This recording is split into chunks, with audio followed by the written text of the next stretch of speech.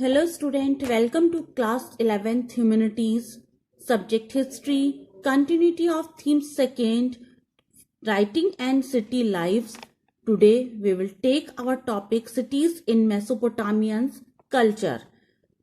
Mesopotamians valued city life and which people of many communities and cultures lived side by side. After cities were destroyed in war, they recalled them in poetry. जो Mesopotamian की जो value थी city life की, आप लोग जानते हैं कि उनका कल्चर, उनकी संस्कृति बहुत कम्युनिटीज में बहुत ज्यादा स्प्रेड आउट हुआ। अब उनका जो कल्चर इतना ज्यादा स्प्रेड आउट हुआ, लेकिन आप लोग जानते हैं कि कोई भी जो सिविलाइजेशन है, सभ्यता इतनी ज्यादा फ्लोरिश्ड होने के बाद उसका लास्ट या एंड भी होता है। वॉर में या युद्ध के द्वारा जब वो सिटीज डिस्ट्रॉयड हो गए या नष्ट हो गए, तो उनके नष्ट होने के बाद उनको पोइट्री में या कविता में उनको याद किया जाने लगा।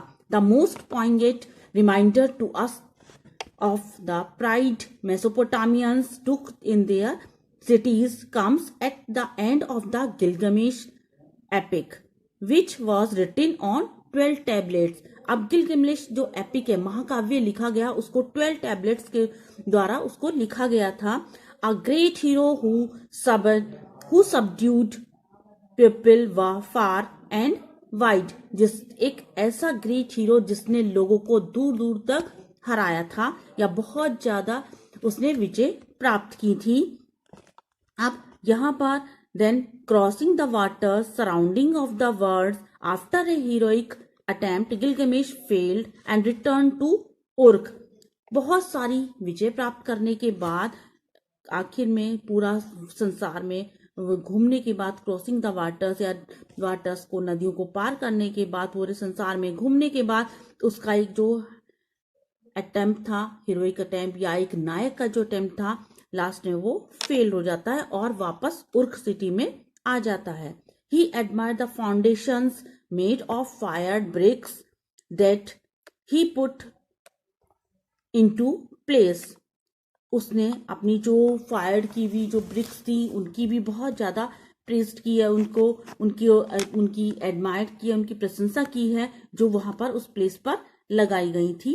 Gilgamesh does not say that even though he will die, his sons will outlive him as a tribal hero would have done. He takes consolation in the city that his people had built. उसने जो उसके लोगों ने जो build किया था, जो बनाया था, उसकी भी उसने प्रशंसा की है या उनको भी उसने सहानुभूति दी है। Next topic is the legacy of writing. अब उनकी राइटिंग की क्या लिगेसी थी या किस तरह से उन्होंने राइटिंग में किन किन पॉइंट्स को अपनाया था। The while moving narrative can be transmitted orally, science required writing text that generations और scholars can read and build upon. आप लोग जानते हैं कि जो भी कोई हम अच्छा ट्रांसमिट करते हैं या नैरेट करते हैं, उसको लिखते हैं, तो उसके इसलिए उसको लिखते हैं ताकि जितने भी जनरेशन है या जो हमारी आने वाली इन फ्यूचर जनरेशन है, उसमें हमारे सारे स्कॉलर्स उसको रीड आउट कर सके या उसको पढ़ सके। Perhaps the greatest legacy of Mesopotamia to the world its scholarly tradition of time reckoning and mathematics. शायद इसीलिए जो उन्होंने पूरे विद्वता के साथ या अपनी जो स्कॉलरली जो भी ट्रेडिशन को अपनाया, वो ये था जो वो उन्होंने मैथमेटिक्स में अपनाया था। अब यहाँ पर उन्होंने the division of the year into 12 months according to the revolution of the moon around the earth. The division of month into 4 weeks, the day into 24 hours and the hours into 60 minutes, all that we take granted in our daily lives as has come to us from the Mesopotamians। जो Mesopotamian के द्वारा अपनाया गया था कि 24 hours का 1 day होगा, 60 minutes होंगे या आपके 12 मंथ्स होंगे, उन सबको हम आज तक भी अपनाते आ रहे हैं। अब यहाँ पर जो आपका time division were adopted by the successor of Alexander, transmitted to the Roman world, that to the world of Islam and then to the medieval Europe. सभी ने इसको अपनाया, इस टाइम पीरियड को सभी ने अडॉप्ट किया। Whenever solar and lunar eclipse were observed, their occurrence was noted according to the year, month and day. It means lunar eclipse को भी, इन सबको भी उन्होंने अपनाया।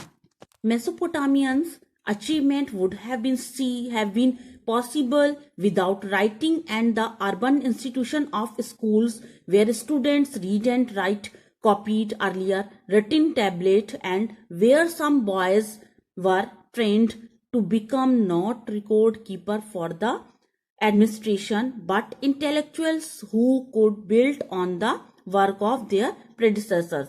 अब यहाँ पर मेसोपोटामियंस की जो ये अचीवमेंट थी या उनका जो भी उन्होंने ये सिग्निफिकेंस प्राप्त किया, शायद उन्होंने इसी को पॉसिबल बनाने के लिए कुछ इंस्टीट्यूशंस, अर्बन इंस्टीट्यूशंस, स्कूल्स को ओपन किया ताकि कोई भी विदाउट रीड और राइटिंग ना रह जाए। स्टूडेंट्स उनको कॉपी करें, जो भी अर्लियर टैबलेट्स हैं उनको कॉपी करें, और उनको ट्रेंड किया जाता था बॉयज को, ताकि वो इसको रिकॉर्ड को कीप कर सकें या उसको रख सकें, जो भी उनका एडमिनिस्ट्रेशन रिकॉर्ड था उसको कीप आउट कर सकें, ताकि आने वाले जो जनरेशन है या उसके फ्यूचर जनरेशन के लिए वो उनके सक्सेसर बन सके, ताकि जो भी प्रेडिसेसर हैं या पहले से जो उनके पूर्वज करते आए हैं या जो पहले से जो किया जा रहा है वो आगे भी उसको फॉरवर्ड किया जा सके। थैंक्स।